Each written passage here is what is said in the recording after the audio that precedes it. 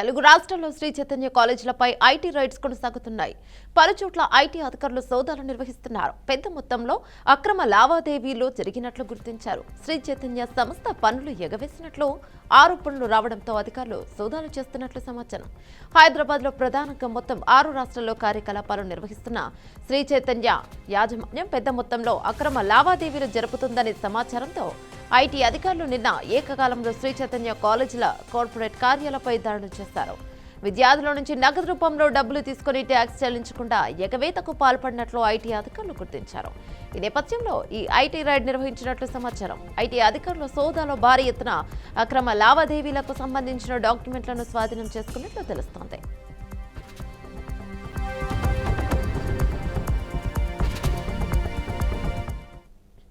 దీనిపై మరింత సమాచారం అందించడానికి మా ప్రతినిధి తేజ ఉన్నాడు లైన్లో. తేజ, చెప్పండి. గతంలో నుంచి మనం వింటూనే ఉన్నాం శ్రీ చైతన్య విద్యా సంస్థల నుంచి అంటే పిల్లలు చనిపోవడం కానీ, సూసైడ్ అటెంప్ట్స్ చేయడం కానీ, ప్రెషర్ తట్టుకోలేకపోవడం కానీ అదొక ఎత్తు అయితే ఇది ఇంకొక ఎత్తు అని మనం భావించవచ్చా?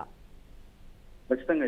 ఎందుకంటే చాలా మంచి మాట చెప్పారు. ఎందుకంటే మనం చూస్తూనే ఉన్నాం శ్రీ చైతన్య కాలేజెస్ లో అంటే ఏ విధంగా కూడా ఆత్మహత్యలు జరిగినాయి అనేటువంటిది చాలా హైలైట్ అయినటువంటి పరిస్థితి. ఎందుకంటే అవన్నీ కూడా చాలా మంది తల్లిదండ్రులు, విద్యార్థుల యొక్క తల్లిదండ్రులు తీవ్ర ఆందోళన కూడా చెందినటువంటి పరిస్థితి. వేలకు వేలు, లక్షల లక్షలు ఫీజులు కడుతున్నాము, కానీ కనీసం అనేటువంటి సౌకర్యాలు కల్పించడంలో ఈ శ్రీ చైతన్య విద్యా సంస్థలు అనేటువంటి చాలా ఇక పేలవంగా వాటికి సంబంధించినటువంటి సౌకర్యాలు ఇచ్చాయని చెప్పి కూడా చెప్పారు. చాలా వరకు ఆత్మహత్యలు చేసుకున్నటువంటి పరిస్థితి కూడా మనం చూసాం. ఇదే నేపథ్యంలో అయితే ఒక కీలకమైనటువంటి ఒక సమాచారం అయితే ఐటీ డిపార్ట్మెంట్ కు అందినట్లుగా కూడా తెలుస్తుంది. ఇదే నేపథ్యంలో మొత్తంగా తీగలాగితే డొంకంతా కదిలినట్టుగా మొత్తంగా అంటే ఈ విద్యార్థుల నుంచి కూడా ఒక సపరేట్ సాఫ్ట్వేర్ పెట్టి విద్యార్థుల నుంచి చాలా అధిక మొత్తంలో ఫీజులు వసూలు చేస్తున్నారు. అడ్మిషన్ ఫీజు సపరేట్ గా వసూలు చేస్తున్నారు. తర్వాత ట్యూషన్ ఫీజు అని చెప్పి వసూలు చేస్తున్నారు. అంటే కేవలం సాధారణంగా చెల్లించాల్సినటువంటి ఫీజు కాకుండా అదనంగా కూడా ఛార్జీలు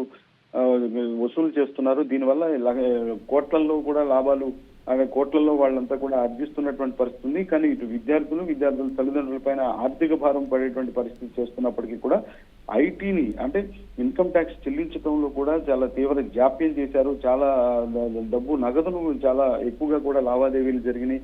కానీ ఏ విధమైనటువంటి ఐటీ రైట్స్ చెల్లించలేదని అయితే మాత్రం ఐటీ అధికారులు గుర్తించినటువంటి పరిస్థితి ఉంది. ఈ నేపథ్యంలోనే మొత్తంగా నిన్నటి నుంచి కూడా ఐటీ సోదాలు అయితే మాత్రం ఈ శ్రీ చైతన్య కాలేజీలో జరుగుతూనే ఉన్నాయి. మొత్తంగా ఇది కేవలం 2 తెలుగు రాష్ట్రాల్లోనే కాకుండా ఇటు ఢిల్లీ, ముంబైలో ఉన్నటువంటి విద్యా సంస్థలు, అదేవిధంగా ఇటు చెన్నై, బెంగళూరులో ఉన్నటువంటి విద్యా సంస్థల పైన కూడా మొత్తంగా 10 చోట్ల అయితే మాత్రం ఐటీ రైట్స్ ఇంకా కొనసాగుతూనే ఉన్నాయి. ఈ రోజు కూడా ఐటీ రైట్స్ కొనసాగుతూనే ఉన్నాయి.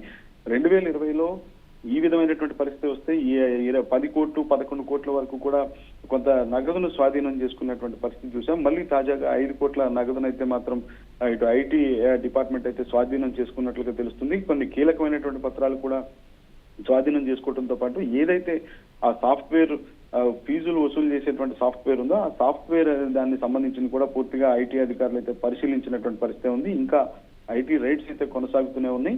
మొత్తంగా 10 చోట్ల అయితే మాత్రం ఐటీ రైడ్స్ 10 ప్రాంతాల్లో జరుగుతున్నాయి.